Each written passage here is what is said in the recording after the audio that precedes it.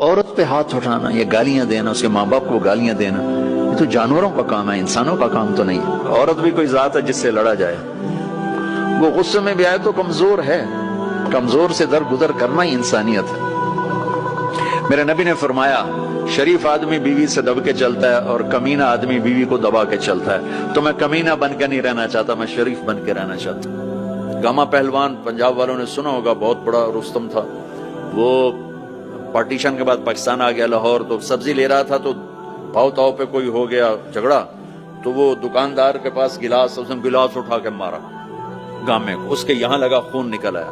اس نے چپ کر کے پگڑی کھولی اور نیچے سے یوں اس کو لا کر باندھ کے چل پڑا۔ تو لوگ انہوں نے اس کو پکڑ لیا، پہلوان جی اے مڑا جا بندہ تو مار گیا، تسی انہوں آکھی کچھ نہیں، تسی تو پہلوان۔